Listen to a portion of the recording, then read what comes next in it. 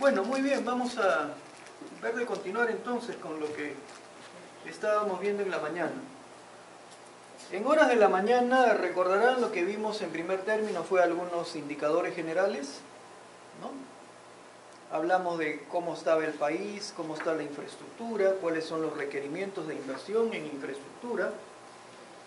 Y luego de eso más bien ya entramos a ver lo correspondiente a conceptos de gestión de proyectos que también desarrollamos en cierta medida. No, claro, sin ir a la profundidad porque no es propósito tampoco del curso entrar a ver en detalle esto, pero sí por lo menos resaltar la importancia que tiene la gestión de proyectos y la gestión de algunos objetivos o de algunas áreas de conocimiento esenciales pues, para el éxito de un proyecto, ¿no? O sea, y eso ya lo deben recordar bien, la gestión del alcance, del tiempo, del cronograma, del costo, de la calidad, de los riesgos y digamos algunos otros aspectos más. Hablamos de las metodologías que hay para la gestión de proyectos, haciendo referencia particularmente al PMBOK, y también nos referimos a lo que son las metodologías ágiles, que son de alguna manera una propuesta nueva para la forma de cómo encaminar los proyectos. Ahora más bien lo que vamos a ver, bueno, hay varias cosas todavía que cubrir de acuerdo a la temática que yo les había planteado en la mañana, que es bueno, la que me alcanzaron para el desarrollo del curso. Tendríamos que ver ahora lo que corresponde a las etapas de un proyecto y más bien después de ello lo que también vamos a ver es, por ejemplo, el rol de los organismos reguladores que existen vinculados al tema de proyectos viales. Y también algo que vamos a dedicarle un tiempo importante en la medida en que, digamos, la mayor parte de estos proyectos se gestionan o se desarrollan bajo el esquema pues, de proyectos de inversión pública. Entonces trataremos también de hacer hincapié en algunos aspectos, sobre todo de la nueva ley de contrataciones del Estado, ¿no? Que es importante tomar en cuenta para proyectos de esta naturaleza, ¿no? Entonces eso es lo que vamos a tratar de ver. Claro, nuevamente no es que vayamos a ir a profundidad, ¿no? No es que vayamos a ver, vamos a manejar en detalle cómo es una valorización y una liquidación de un proyecto vial, porque nos pasaríamos toda la clase en ese tema y como lo han visto, digamos más bien por lo menos el planteamiento recibido se ha orientado a tratar una serie de tópicos que bueno, están vinculados con la gestión de este tipo de proyectos. Bueno. Hablamos de las etapas de un proyecto. Cuando hablamos de las etapas de un proyecto, lo primero que podríamos decir, lo tenemos más o menos por acá, el ciclo de vida de un proyecto se inicia con la identificación de un problema, la existencia de una necesidad, o de repente el identificar una oportunidad que puede aprovecharse, ¿no? Y eso para cualquier tipo de proyecto, no necesariamente un proyecto vial. Probablemente un proyecto vial esté planteado más que nada pues, por una necesidad, más que oportunidad, porque digamos los proyectos viales en general no deben ser vistos como proyectos de inversión, en los cuales yo trato de tener una utilidad como entidad promotora. Los proyectos viales fundamentalmente son proyectos que lo que buscan es resolver una necesidad. Y es la necesidad esencial de lograr la interconexión de diferentes ciudades, localidades del territorio, para con eso de alguna manera promover también el nivel de vida de la población, ¿no? Aparte de fomentar la actividad industrial, la actividad económica en general. Entonces un proyecto nace de esa manera, pero como se puede ver acá, tiene las siguientes fases. Una fase de preinversión, una fase de inversión, una fase de operación, que en el caso de los proyectos de construcción, sería la fase de ejecución y por último la fase de lo que se podría denominar evaluación ex post, o sea, evaluación al cierre, ¿no? Entonces, eso es. Entonces, lo que tendríamos ahora que decir es lo siguiente, ¿no? Pasemos a la siguiente lámina. La etapa de preinversión, que es, digamos, la primera. Acá, como se indica en esta lámina, están incluidos los diferentes procesos asociados a la elaboración de los estudios y a todos los análisis que hay que efectuarse para, digamos, no solamente formular, sino evaluar el proyecto e identificar la alternativa de solución que mejor podríamos considerar. Una fase de preinversión, en principio, ¿qué cosa comprende? En realidad acá tenemos varios niveles, ¿no? Varias etapas. Como pueden ver, partiendo desde lo más básico, que es tener una idea, que es lo más primario, es lo inicial, donde justamente tenemos identificada la necesidad o tenemos identificada la oportunidad que vamos a querer aprovechar, y por lo tanto eso nos conduce justamente a la idea de plantear un proyecto, pasando luego por lo que es una etapa más bien a nivel de perfil, que de algún modo podría decirse lo que incluso tradicionalmente acá se ha manejado a nivel de lo que son todo lo correspondiente al Sistema Nacional de Inversión Pública, ¿no? O sea, todo lo que se establece a través del SNIP, o bueno, que se establecía a través del SNIP, porque actualmente, como bien saben, ya SNIP como tal ya cumplió su ciclo, ¿no? Ahora más bien es hablar de InviérteP. Entonces eso sobre InviérteP también vamos a hablar un poco, no es que vayamos a desarrollar mucho, pero de todas maneras vamos a ver también algunos lineamientos de InviérteP. Pero bueno, eso es lo que corresponde al siguiente nivel, el nivel de perfil. Y conforme vamos avanzando, porque podemos pasar luego... Ahora, acá ¿qué cosa sucede? ¿Qué es importante ver? Yo del nivel de perfil, que esto corresponde a preinversión, podría pasar directamente a la etapa de inversión. O sea, podría pasar directamente sin pasar por factibilidad, sin pasar por prefactibilidad y sin pasar por factibilidad. Como también en las etapas subsiguientes que ahí se tiene, que es prefactibilidad y factibilidad, también de prefactibilidad podría pasar a ejecución, digamos, a nivel de inversión, como de factibilidad igualmente, ¿no? Entonces, pero de todas maneras, si yo quiero ir perfeccionando un proyecto para que cuando entre a la etapa de inversión no me encuentre con sorpresas que de alguna manera me llevan a tener mayores gastos, muchas veces lo que se recomienda es ¿qué cosa? Pasar por todas las fases. O sea, pasar de perfil, prefactibilidad, y de prefactibilidad pasar a factibilidad, y recién en ese momento pasar, digamos, a la siguiente etapa, que es la etapa de inversión, ¿no? Entonces, sin embargo, ese ciclo no necesariamente es así. Como digo, de una etapa de perfil, directamente yo podría pasar a la etapa de inversión. Pero sé que al hacer ese salto, podrían haber muchas cosas no muy bien definidas, porque la etapa de perfil, como lo vamos a ver, se maneja con información muchas veces secundaria. Y entonces la precisión que yo pudiera tener en las estimaciones, de repente no son las adecuadas, ¿no? Bueno, acá más o menos se detalla pues justamente cada uno de estas etapas, ¿no? Como dice, etapa de idea, una primera aproximación al problema, necesidad u oportunidad, así como también a la posible solución que vayamos a plantear, ¿no? Entonces, ese es lo primero.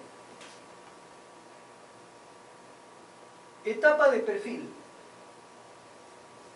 Se realiza la formulación y evaluación de las posibles alternativas partiendo de información que normalmente es de origen secundario.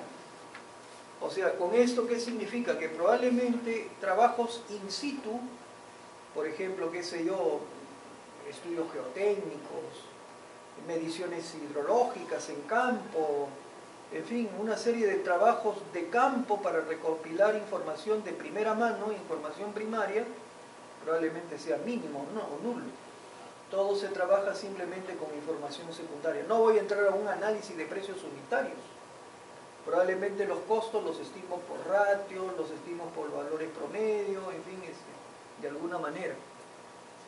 Como resultado de esta etapa, ¿qué dice? Se descarta alternativas no factibles, se selecciona alternativas posiblemente factibles y con ello se avanza a la siguiente etapa, ¿no? O sea, como ya dijimos, ¿no? Esto se pasa a lo que podría ser una etapa de inversión, si es que se desea, pero también podríamos pasar a más bien hacer un estudio de prefactibilidad. Acá también, ¿qué dice? Se selecciona aquella alternativa que es técnica y económicamente la mejor, y se pasa a la etapa de diseño en la fase de inversión. O sea, ya me salteo la etapa, digamos, me salteo las etapas de prefactibilidad y de factibilidad, sino que directamente voy a la etapa de inversión. O de acuerdo con las decisiones que correspondan, de repente, claro, la autoridad recibe, o la entidad recibe, digamos, el estudio a nivel de perfil, pero no lo prioriza, lo tiene ahí, lo tiene como una reserva para el momento en el que de repente estime por conveniente priorizar. Solamente que hay que tener que los estudios también tienen vigencia, y eso incluso está reglamentado, sobre todo cuando hablamos de proyectos de inversión pública, ¿no? Etapa de prefactibilidad. En esta etapa, como dice, se realiza una evaluación más completa y profunda de las alternativas identificadas, y como resultado, ¿qué cosa es lo que debemos de tener? Se descarta las alternativas no factibles, se selecciona aquella alternativa que es técnica y económicamente la mejor y se pasa a la etapa de factibilidad, o saltamos la factibilidad y de frente vamos a diseño en la etapa de inversión. O también puede ocurrir que se espera mientras la autoridad adopta una decisión sobre este determinado proyecto. En la etapa de factibilidad, más bien, ¿qué cosa es lo que se hace? Se perfecciona y se precisa más aún la alternativa que quedó de alguna manera identificada en la etapa previa, esto es decir, en la prefactibilidad. Y ya sobre la base de información primaria recolectada, se avanza y se toma pues probablemente alguna decisión. Puede ser que algún proyecto a estas alturas se caiga. A mí me ha tocado participar en proyectos de este tipo. Me acuerdo que no hace mucho, bueno, ¿cuántos eran? Un par de años, un poco más. Me pasaron la voz de CECEL para participar en un estudio, viendo evidentemente la parte hidráulica, y este estudio ya entraba a nivel de factibilidad, ¿no? Venía de la prefactibilidad y entraba a factibilidad. Y se supone que factibilidad ya la etapa inmediatamente fue previa ya a la de inversión y de diseño a un nivel de detalle. Pero digamos, justamente como en esta etapa se trata de perfeccionar, ajustar y se trabaja con información primaria, una cosa que resultó es que, digamos, efectuado todo ese estudio mucho más detallado, algo que resultó es que el proyecto no era factible. Y el proyecto no es factible porque, digamos, se empezó a detectar una serie de cosas que no habían sido determinadas antes, pero que esto demandaba mayores trabajos, mayores inversiones, mayores costos, y por lo tanto cada vez, ¿qué cosa se reducía? Se reducía la tasa interna de retorno, el margen del proyecto, ¿no? Y entonces llegó un momento en el que el proyecto ya no resultaba, ya no es viable. Entonces, siendo así, ya se está en factibilidad, pero aún estando así, ¿qué pasó con el proyecto? Se cayó. Porque lo miden en social, en base social lo miden. No, pero acá, bueno, hay diferentes factores para medir, ¿no? Pero digamos, acá el tema era netamente técnico, y eran mayores costos esencialmente por problemas de tipo geotécnico, geológico, geotécnico, que se descubrieron una serie de cosas que previamente no habían sido determinadas, pero que, digamos, todos estos problemas conllevaban pues inversiones muy grandes para resolver las dificultades de ese orden. Y entonces ya lo que iba a ser una inversión como 100, por decir, ya pasaba a ser una inversión pues como 200 o 300. Entonces, si es así, tu rentabilidad se fue al tacho. Entonces, digamos, ya, ¿para qué sigo en el proyecto? Entonces, un buen día simplemente me llamaron y me dijeron, ¿sabes qué? Lo que te habíamos encomendado, ya no, pues no, o sea, hasta donde has avanzado, hasta ahí nomás queda. Y entonces, más bien, vamos a valorizar lo que has hecho, pero, digamos, ya el proyecto ya ahí quedó, pues porque, digamos, no hay más que hacer. Y eso puede ocurrir, ¿no? O sea, pero en buena hora que ocurre, en cierta forma, porque lo peor sería que ocurriera en una fase posterior, cuando probablemente, digamos, los costos a los cuales ya se haya llegado sean mayores, y entonces lo que se pierde es mucho más, ¿no?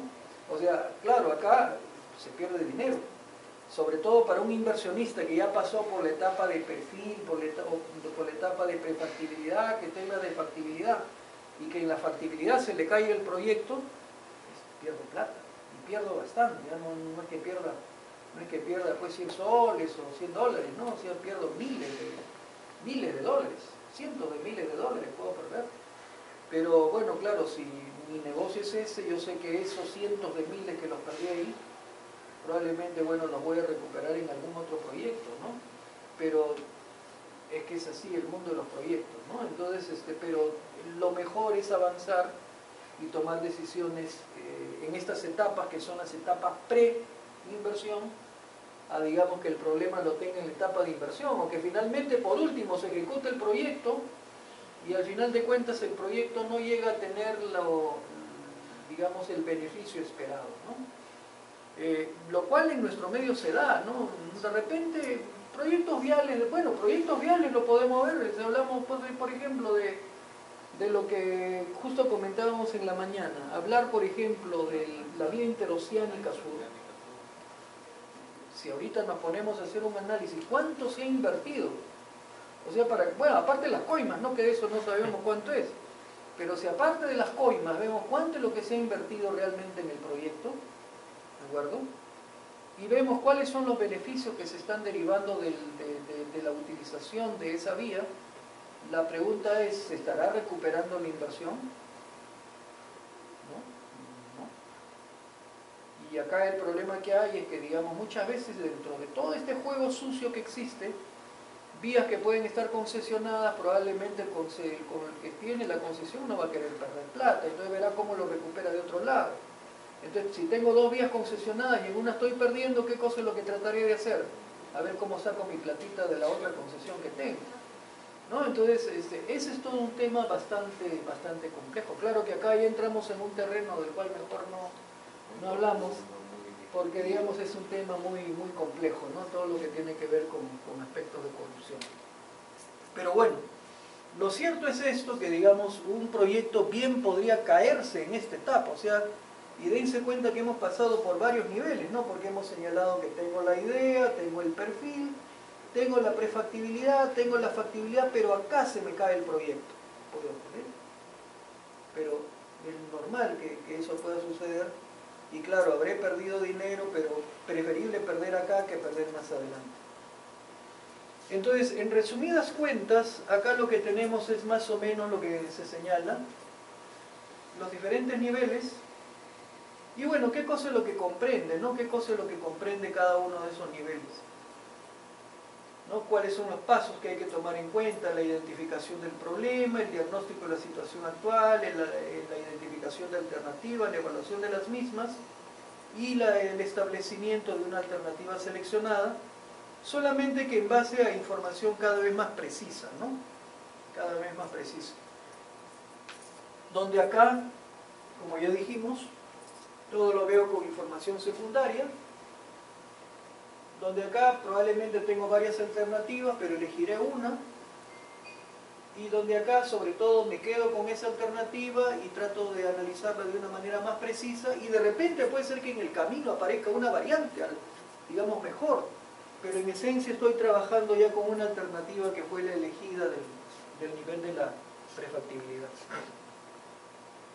Este gráfico también es interesante, porque justamente nos plantea, bueno, la inversión en la que incurrimos, pero por otro lado el nivel de riesgo, no el nivel de riesgo, sino el nivel de incertidumbre.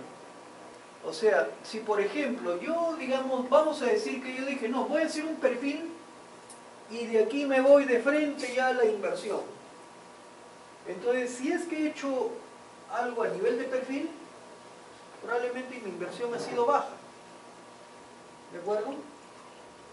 Perdón, mi inversión ha sido baja acá. Mi inversión ha sido baja. Pero mi riesgo es, como lo pueden ver acá, un riesgo relativamente alto. Ahí, por ejemplo, de incertidumbre, ¿no? Incertidumbre. Acá, por ejemplo, nos hablaría que, de acuerdo con este gráfico, la incertidumbre estaría bordeando más o menos el 40%, digamos, 10, 20, 30, 40%. Si más bien yo acá paso a la etapa de prefactibilidad, entonces acá voy a tener que hacer una mayor inversión que en el perfil, pero ¿qué pasa con mi nivel de incertidumbre? Mi nivel de incertidumbre decrece. Y si todavía aún paso a la factibilidad, con la factibilidad mi inversión se incrementa significativamente. Pero ¿qué pasa con mi incertidumbre? Mi incertidumbre se reduce también un montón. Entonces es una con otra. Ahora, ¿lo puede hacer con un estudio a nivel de prefactibilidad? ¿O lo puede hacer con una factibilidad? Con cualquiera de esos yo puedo entrar a la etapa de inversión, si así lo decido. Pero digamos, soy consciente de que si simplemente me quedé en el perfil y de ahí paso a inversión, ¿cuál es el nivel de incertidumbre que tengo? Es alto. Mientras que si yo llegué hasta el nivel de factibilidad y de ahí paso al nivel de inversión, mi nivel de incertidumbre más bien es pequeño, ¿no? Pero en fin, eso es lo que se tiene. Ahora, eso es la fase de preinversión. Bueno, al final de cuentas, ¿qué es lo que busca esta fase de preinversión? Lo que busca de alguna manera es asegurar que el proyecto es una buena solución al problema planteado, que la alternativa es seleccionada de la más conveniente y que el proyecto muestre estándares técnicos e indicadores de rentabilidad suficientemente buenos como para poder, digamos, encaminarse. Ahora, esto no significa que si yo tengo un proyecto en el cual yo de alguna manera haya llegado a esta fase y el proyecto es rentable, que inmediatamente invierta. De hecho, eso no necesariamente ocurre. Ese proyecto puede quedar dentro de una cartera de proyectos factibles, pero digamos no invierto en él, porque para ya la etapa de inversión, entre otras cosas, voy a tener que ver las fuentes de financiamiento. Entonces de repente tengo que priorizarlo, entonces ve, ¿este proyecto es prioritario o hay otro más prioritario? Este proyecto, digamos, ¿tengo los recursos para poder invertir en él o tengo que desarrollar, digamos, primero tratar de conseguir pues fuentes de financiamiento, ¿no? Conseguir fuentes de financiamiento como para poder desarrollarlo.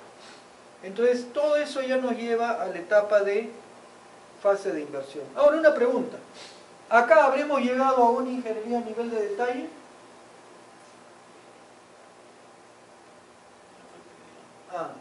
A nivel de detalle, en el nivel de factibilidad, o sea, mi nivel de factibilidad termina con planos de ejecución de obra. No, hay fase de estudio. Claro, no termina, o sea, la factibilidad no termina con planos de ejecución de obra, o sea, ahí tendría que pasar al estudio definitivo,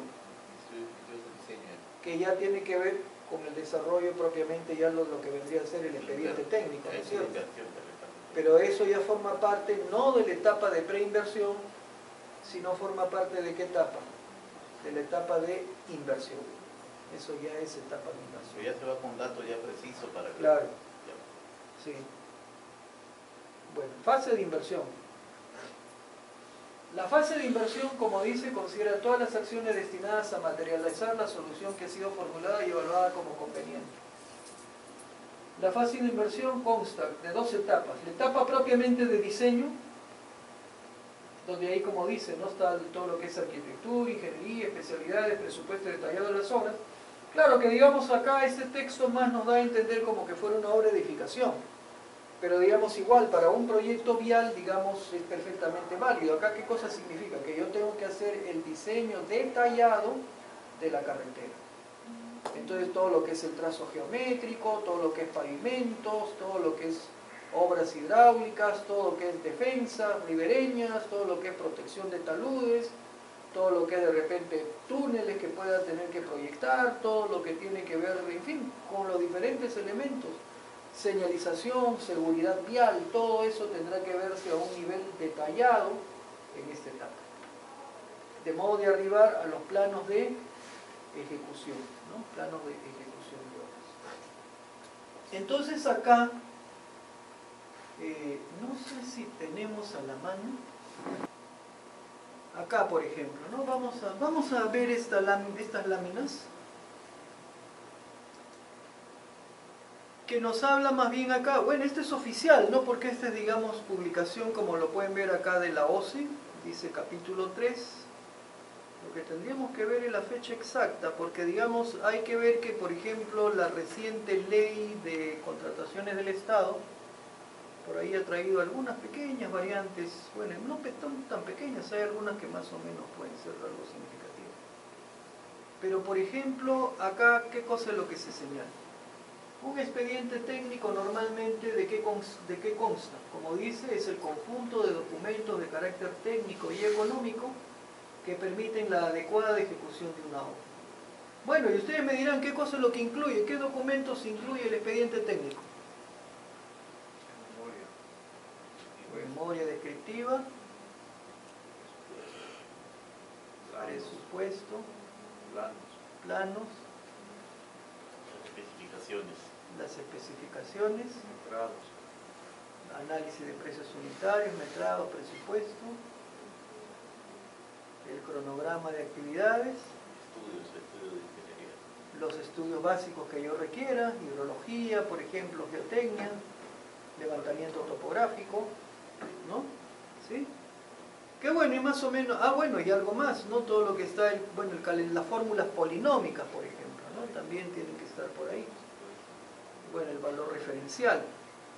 Entonces, como dice acá, memoria descriptiva, especificaciones técnicas, planos de ejecución de obras, metrados, presupuesto, valor referencial, fecha del presupuesto, porque, digamos, esto es importante, porque, digamos, eso nos dice, desde ahí empieza la vigencia del expediente técnico.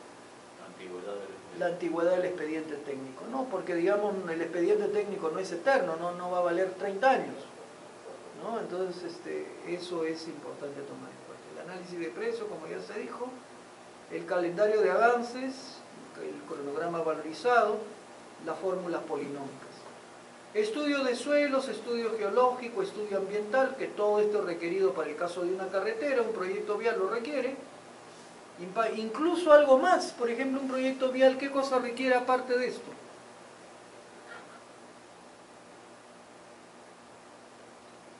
¿Qué más requiere?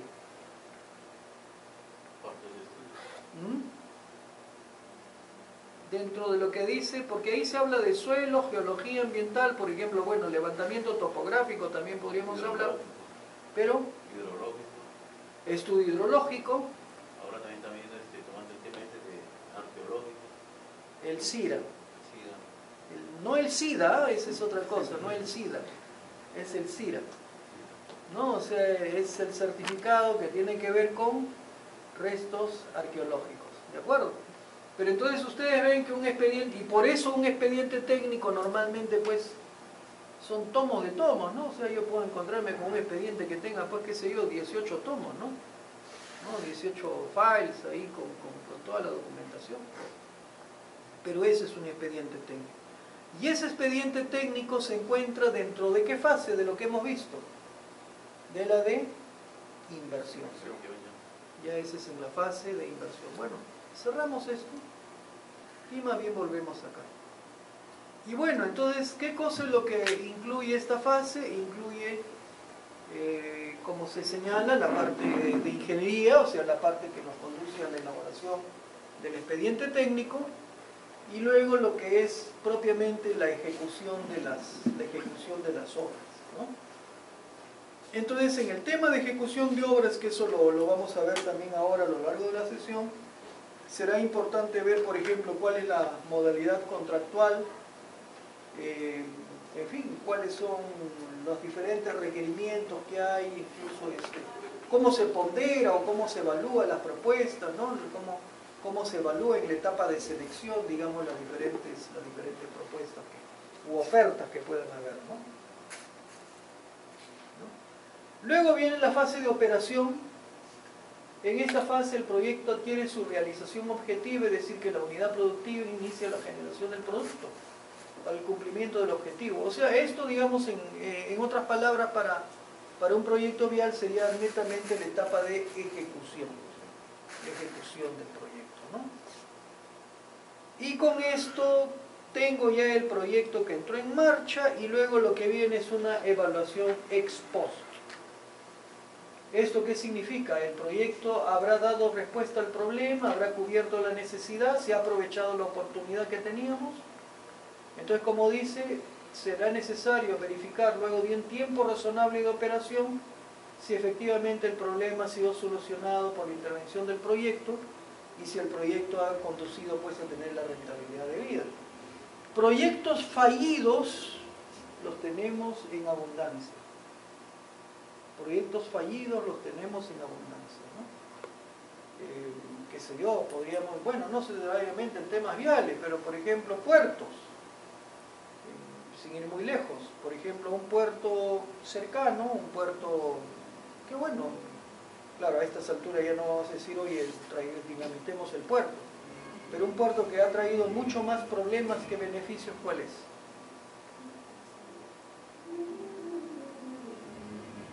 De repente ustedes saben de él, porque está en la zona norte. Salaberry. Porque Salaberry es un puerto que a lo largo de toda su vida útil lo que ha traído es problemas, ¿no? Y problemas que incluso en la actualidad no solamente afectan, bueno, de alguna manera las implicancias en el puerto mismo fueron, digamos, resueltas entre comillas, porque el problema que tenía este puerto ubicado en las zonas, bueno, en la zona cercana pues a Trujillo, es que digamos sufría, digamos, un problema de arenamiento permanente el puerto. Entonces, digamos, lo que hicieron, digamos, muy sabiamente fue construir un dique retenedor de arena, y con ese dique de retenedor de arena, claro, retuvieron la arena que ingresaba al puerto, pero con eso no le quitaron la energía al mar para transportar arena. Entonces es como que, digamos, la arena, el mar transportaba arena naturalmente. Pero si yo le pongo una barrera para que el mar ya no la transporte, ¿qué hago? Le quito la arena al mar. Pero con eso le estoy quitando la energía para transportar arena, no le estoy quitando la energía para transportar arena. Entonces el mar, ¿qué cosa hace? El mar lo que hace es recoger la arena de otro lugar y nuevamente alimentarse o nutrirse de esa arena que alguien le quitó.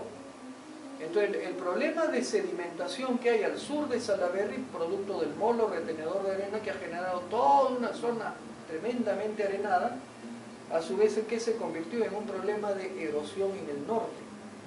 Y esa erosión en toda la zona norte del Salaberry es un problema que actualmente compromete distritos propiamente de Trujillo, o sea, compromete bueno, no es balneario, ¿no? Pero el distrito de Buenos Aires, ¿no? La zona de Buenos Aires, e incluso hasta zonas que están más al norte, ya cercanas a lo que es propiamente Huanchaco.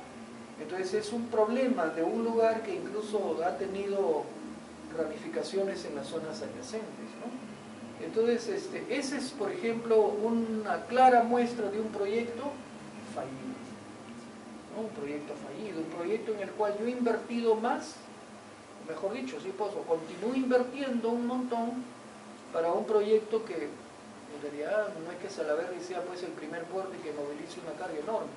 Incluso este puerto en algún momento fue planteado cuando lo que existía en el norte, en esta zona norte, eran las grandes haciendas azucareras. O sea, cuando existían pues los grandes complejos que eran latifundios en aquella época, ¿no? En Casagrande, Laredo, en fin, todo esto, Cartavio, que luego fueron más bien, entraron en el proceso de reforma agraria. Pero claro, en aquella época, en la época de los latifundistas, probablemente había una producción importante, que eso se fue a pique cuando entró la reforma agraria, al punto tal de que el país tenía que importar, digamos, por ejemplo, azúcar. Pero bueno, entonces ¿eso qué significa? Que incluso un puerto como Salaberry, hasta las necesidades que había en un determinado momento, porque se producía azúcar para la exportación, ya eso cambió dramáticamente cuando la exportación se fue al tacho, pues, ¿no? Por la reforma agraria. Entonces, digamos, ya el puerto de Salaberry en realidad, bueno, en la actualidad tiene evidentemente un mayor movimiento porque la zona también cercana a Salaberry, o sea, la zona de los distritos cercanos a Trujillo también ahora tienen una mayor actividad porque, digamos, hay los beneficios, sobre todo derivados de lo que es, digamos, el proyecto de irrigación de Chavimochi, que también ha permitido lograr importantes mejoras en toda la zona. Pero, digamos, el proyecto en sí es un proyecto, si sacamos cuentas, nos daremos con la verdad de que no es un proyecto rentable, ¿no? Otro ejemplo, de repente podríamos hablar del proyecto de irrigación de Majes. Un proyecto igual en el cual se ha hecho una inversión gigante, digamos, en una primera etapa del proyecto de Majes, para ganar tierras agrícolas en una escala muy pequeña. Entonces, mucho más es la inversión efectuada que los beneficios derivados. Y en proyectos viales, bueno, ya lo dijimos, ¿no? El tema de la Interoceánica Sur, por ejemplo, es un proyecto que probablemente no tiene, claro, si lo vemos con una proyección internacional de la importancia que tiene el establecer vínculos y medios de comunicación con países vecinos, sí, hoy está interesante, pero internamente tenemos problemas más críticos, pues, ¿no? O sea, eso no es lo prioritario. Más importante sería, por ejemplo, lograr efectivamente que la zona amazónica, que es una zona aislada y abandonada y dejada de lado, efectivamente a través de vías, no necesariamente carreteras, pero de repente soluciones mixtas de transporte fluvial y transporte terrestre, pudieran tener, digamos, una adecuada interconexión con el resto del territorio. Pero bueno, esto es lo que tenemos. Entonces esa es la evaluación ex post que debería de alguna manera realizarse para ver. Y bueno, en este cuadro más bien se muestra lo que cada cosa corresponde, ¿no? El tipo de evaluación ex ante, ex post en profundidad, ¿no? Qué cosa es lo que se ve, a qué nivel se considera, cuáles son los resultados esperados. Y esta lámina, que creo que es la lámina, una de las láminas finales, más bien acá lo que nos muestra es cómo podemos avanzar, pues, ¿no? De lo que es idea, perfil, prefactibilidad y factibilidad, que es la etapa de preinversión, o la etapa, sí, la etapa que habíamos señalado en la etapa previa, la etapa de ejecución. Podríamos pasar directamente de cualquiera de ellas a la etapa de diseño, ejecución, operación, y entonces ahí se muestra lo que es una evaluación ex ante y una evaluación ex post. Y acá, sobre todo, se indica, esta lámina de repente es la más interesante, porque de alguna manera sintetiza lo que nosotros hemos visto, ¿no? Entonces acá, digamos, esta es una etapa en que se trabaja con información secundaria, llegamos a identificar alternativas, acá lo podemos ver con una mayor profundidad, acá lo vemos todavía con más profundidad y acá ya pasamos al diseño definitivo. Y entonces, podríamos ir pasando fase por fase hasta llegar acá, pero por ejemplo, de acá podríamos haber venido acá y directamente pasar a la de diseño, a la etapa de ejecución, o incluso acá con una etapa a nivel de perfil, directamente pasar a la ejecución. Entonces, acá ¿cuál va a ser mi incertidumbre? ¿Cómo va a ser mi incertidumbre acá? Acá ¿cómo va a ser mi incertidumbre? Regular. ¿Y acá cómo va a ser mi incertidumbre? Baja. Pero de alguna manera esta lámina ilustra, digamos, el tránsito que podríamos tener y, digamos, los resultados que en cada caso se esperan y el nivel de incertidumbre, ¿no? Bien. Bueno, con esto pasamos, cerrado esta etapa, más bien vamos a tratar de revisar un poco lo que son métodos de entrega de proyectos y modalidades contractuales. Acá, por ejemplo, en esto hay una fuente de información bastante interesante que ustedes podrían ver, que lo tienen ahí al pie, que tiene que ver con aquellos estudios de abogados que esencialmente están relacionados con estos temas de gestión y con estos temas contractuales. Y donde este tema es un tema, yo diría, muy interesante, ¿no?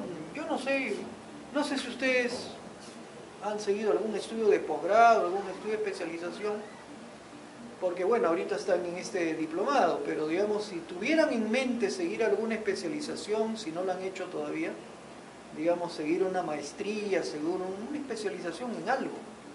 Por ejemplo, un tema muy interesante a abordar es todo lo que tiene que ver con administración de contratos, ¿no? Porque el tema de administración de contratos es un tema, primero, en el cual hay muy pocos especialistas. ¿Por qué? Porque de los especialistas de ingeniería, la mayoría se dedica a dos cosas. O se dedica al diseño, y son ingenieros estructurales, ¿no? Entonces ese es casi el quehacer del ingeniero civil, pero vinculado a su campo, o diseño o construye. Pero digamos, ¿qué cosa es lo que hace un administrador de contratos?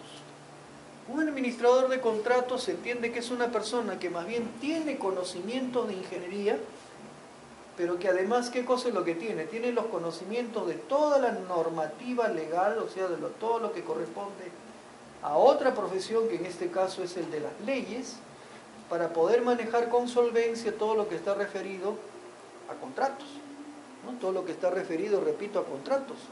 Y que es un tema sumamente importante, y donde, digamos, estos estudios, porque hay, acá en el país de repente, diríamos, hay 3 estudios que son los más reconocidos, ¿no? en este campo. Uno es Navarro Soloburen,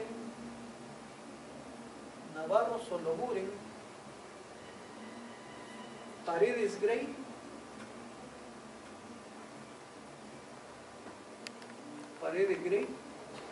y de ahí es que viene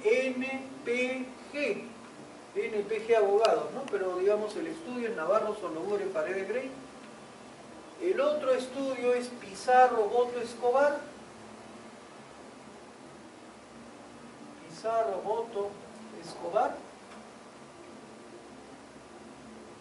y el otro no es Escobar, sino Escobar, y el otro estudio es el estudio Echecopar.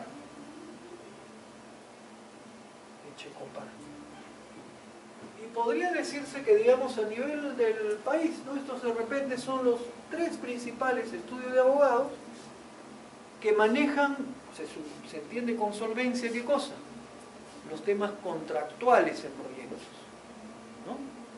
Y entonces esto es muy interesante, porque ¿esto qué significa? Que los profesionales vinculados en este tema son profesionales que, sabiendo de ingeniería, además, ¿qué cosa es lo que tienen que saber? Tienen que saber de abogacía. Pero como pueden ver ahí, ¿quiénes son los que mayormente están acá? Son abogados.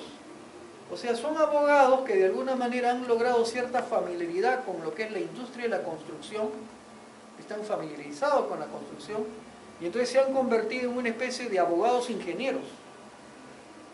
O sea, son abogados ingenieros porque de alguna manera saben de leyes, pero además tienen conocimiento de construcción. Pero más bien, ingenieros abogados, ¿cuántos hay? Muy pocos. Muy pocos. ¿No? E incluso si ustedes lo ven, por ejemplo, las mismas normativas legales establecen que quien preside, por ejemplo, un tribunal, por ejemplo, en un tribunal de arbitraje para proyectos, el que preside es un abogado, o tiene que ser un abogado, ¿no? Pero esto nos habla, como digo, de un campo bastante importante y en el cual hay muy poca gente especializada, que es todo lo que tiene que ver con administración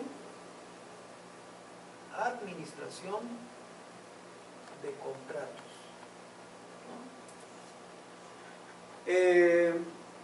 Nada, entonces simplemente eso se los dejo como inquietud, porque si alguno de ustedes en algún momento pensara especializarse en algo, si quiere especializarse en algo diferente y que de alguna manera lo lleve a un mundo, que es un mundo en realidad bastante importante, es este, y en el que con toda seguridad quienes trabajan ahí ganan muy buena plata, porque digamos, imagínense que hay un contrato importante por 100 millones de dólares que tiene que suscribirse. Ese contrato tiene que ser visto con mucho detalle, un contrato de 100 millones de dólares. Entonces, siendo así, el estudio de abogados que maneje ese contrato, ¿cuánto cobrará? ¿Cobrará $1.000? ¿Cobrará $10.000 por un estudio, por un proyecto de 100 millones de dólares? No, pues no. Entonces son proyectos que realmente involucran cifras bastante significativas, ¿no? Imagínense un proyecto como el tren eléctrico, un proyecto de 6.000 millones de dólares. ¿Cuánto creen que habrá cobrado un estudio de abogados que haya tenido que ver toda la parte contractual del proyecto? Las cifras pueden estar en el orden del $1.000.000, ¿no? O más, para un proyecto de ese tipo. Entonces estamos hablando de cantidades bastante apreciables, ¿no? Es un campo en realidad muy interesante, y es un campo a veces un poco ajeno al ingeniero civil, ¿no? Porque el ingeniero civil, bueno, está más metido en la parte técnica, más en los diseños, la estructura y qué sé yo, y a veces no les es tan fácil, digamos, tener esa adaptabilidad o flexibilidad que de repente se requiere para poder transitar por el mundo de los abogados. Y por eso para el abogado es más bien mucho más fácil transitar por el mundo del ingeniero. Porque el abogado es una persona, por su propia naturaleza, es una persona mucho más adaptable, mucho más flexible. Su misma formación es una formación que lo lleva a tener una mayor adaptabilidad y una menor rigidez que la que tiene el ingeniero. El ingeniero muchas veces es más parametrado, más rígido, más estable, más Entonces, pero bueno, este es un campo muy interesante. Entonces, acá por ejemplo, y no vamos a entrar a ver pues todo el detalle acá, ¿no? Porque digamos, y eso sería hablar de todo un tema que también podría dar perfectamente, no solo para una clase de un día, sino hasta para un curso, ¿no? Digamos, pero acá pueden ver primero lo que son los métodos o sistemas de entrega de proyectos, ¿no? Métodos o sistemas de entrega de proyectos.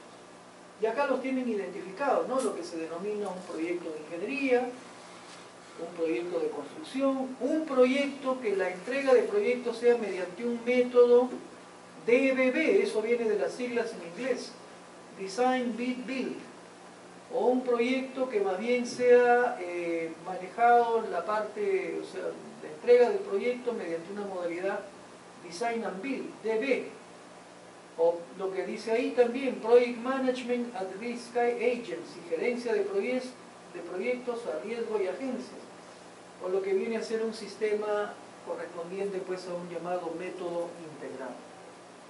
Acá por ejemplo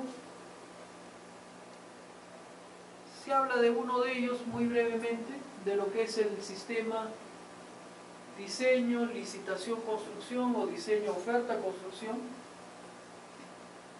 que probablemente podríamos decir es la fase más, la forma más corriente, ¿no? Donde ¿qué tenemos? Tenemos una fase de diseño, una fase de licitación, oferta y una fase de construcción. O sea, si lo vemos acá, pues ahí está. Diseños, licitación y la fase de construcción, ¿no? Como dice ahí es Design, Bid, Build. Diseño, licitación, construcción. Sin embargo, estudios, trabajos señalan que se podría lograr algún ahorro en tiempo si más bien se trabaja simplemente con un diseño, con un método Design Build. Entonces tengo los digamos, diseños preliminares.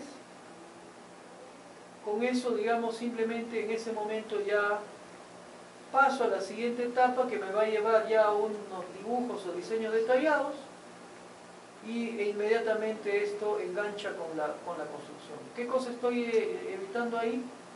La fase que ahí se ha señalado de oferta o licitación. Sin embargo, en nuestro medio, ¿cómo es? En nuestro medio normalmente lo que se tiene es probablemente un sistema así, por acá tengo, digamos, diseños preliminares, esto podría ser una etapa de perfil, pasamos acá a diseños detallados, esto vendría a ser, digamos, lo que podría ser el expediente técnico, y de acá, digamos, se abre una licitación, y se pasa, se adjudica y se inicia la construcción.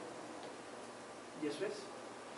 Pero digamos, acá en nuestro medio también hay mucho que hacer en todo lo que tiene que ver hasta con métodos de contratación, ¿no? Porque en otros países probablemente hay formas mucho más eficientes, mucho más fluidas, que hacen que las cosas se desarrollen en un menor tiempo, ¿no? Acá lo tienen también,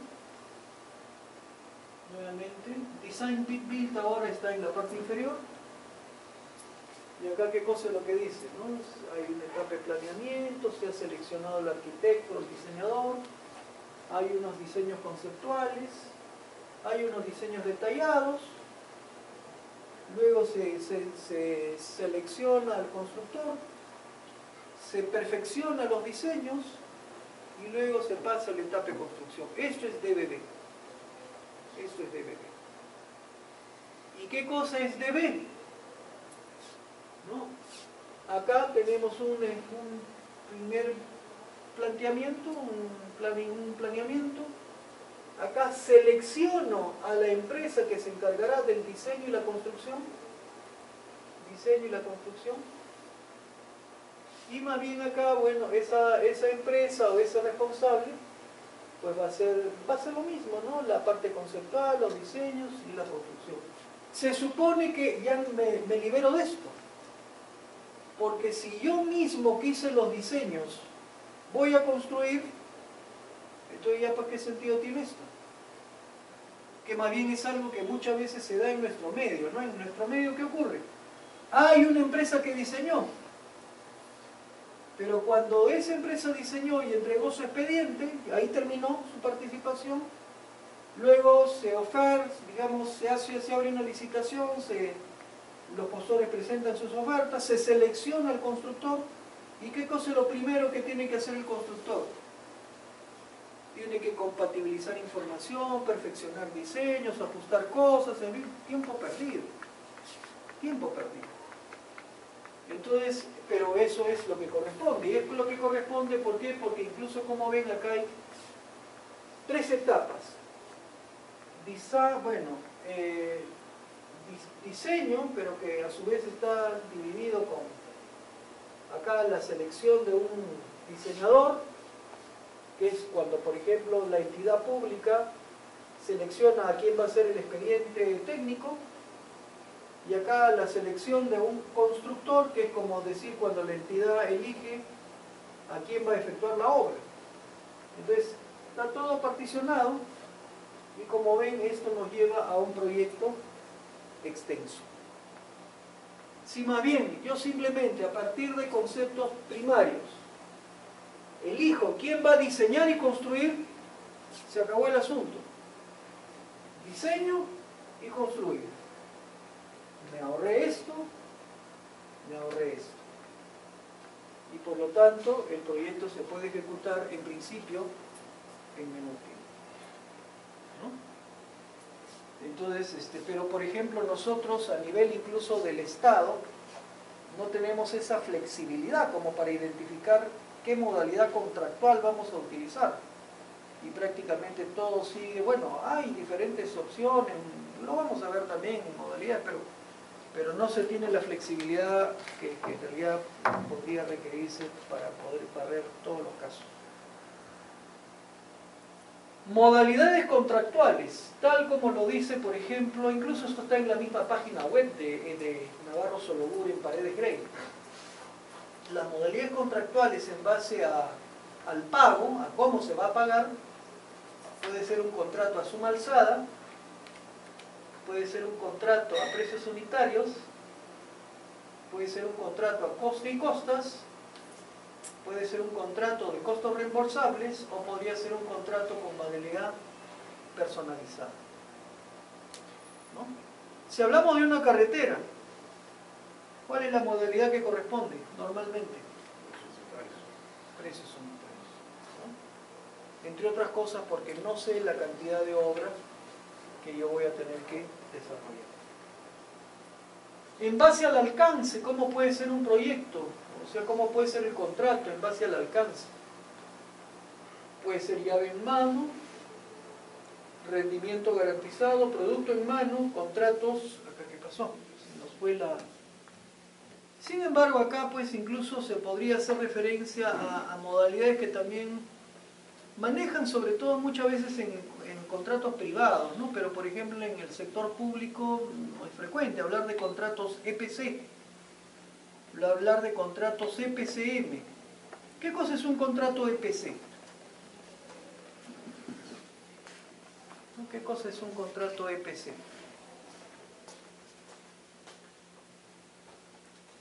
¿Alguien lo identifica? ¿Alguien lo sabe?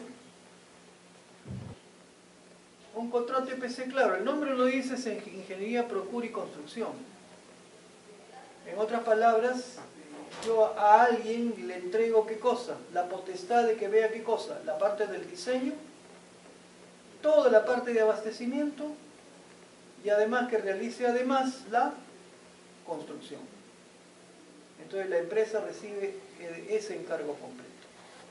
Incluso podría extenderse algo más y podría esto comprender la parte de gestión del proyecto. Entonces en ese caso hablamos de un contrato EPCM. Entonces prácticamente yo voy a tener a mi cargo absolutamente todo. Entonces al final de cuentas mi entrega ya no hay nadie, yo no tengo ahí la posibilidad de decir, no, le echo la culpa al otro porque el otro no cumplió. Porque digamos ahí yo soy responsable absolutamente de todo. Se supone que yo sé cómo organizarme para poder llevar a cabo el proyecto en todas sus instancias y ahí en qué cosas tiene que terminar esto. en que yo le entrego al cliente lo que el cliente demanda. Y eso es. Ya yo veré cómo lo hago, porque se supone que yo soy responsable de todo, ¿no? EPCM, Ingeniería, Procura, Construcción y Gestión. Ahora, sin embargo, aparte de esto, que digamos no está señalado acá en estas láminas que estábamos viendo, que bueno, por ahí se nos ha ido el proyector, también hay lo que se llama, digamos, como contratos con modelos internacionales, y que sobre todo tienen aplicación cuando, digamos, el país, porque eso es común, en algunos casos se da en proyectos viales, ¿no? Porque proyectos viales, puedo tener un proyecto vial de regular importancia y que implique una inversión bastante significativa, bastante grande, y entonces ese proyecto incluso puede ser con participación del Estado. Y el Estado de repente llega a algún convenio con algún otro Estado, y entonces acá entra todo el tema incluso de la banca internacional.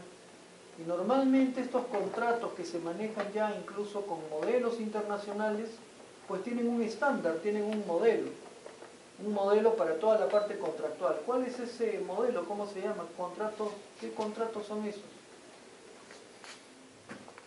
¿Qué contratos son esos? Que no están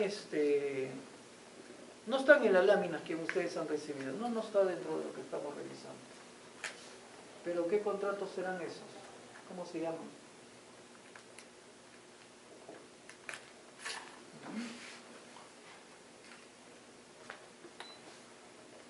No vuelve a la vida, ¿no? No, el ingeniero y ni el chico que lo ve ninguno de los dos están. Así que si tiene que explicar algo porque no prende la pizarra, será pues de manera gráfica, porque no prende.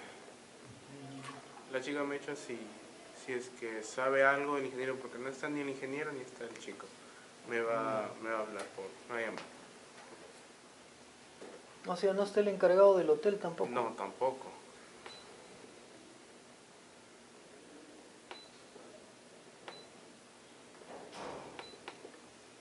Un pequeño problema. Parece que ya estaba fallando.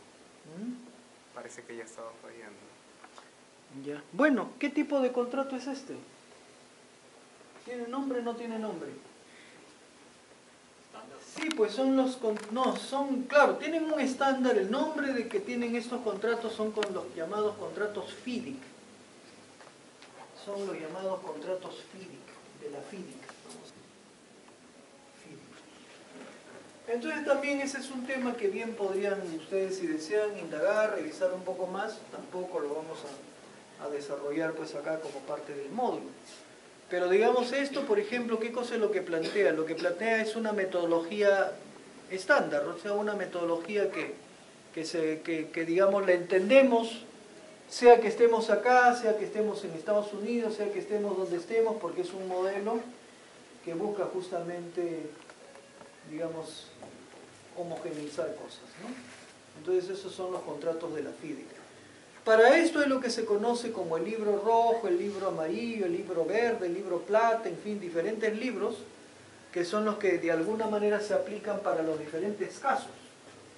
Entonces, repito, acá nos encontramos con diferentes libros, ¿no? El libro amarillo, el libro rojo,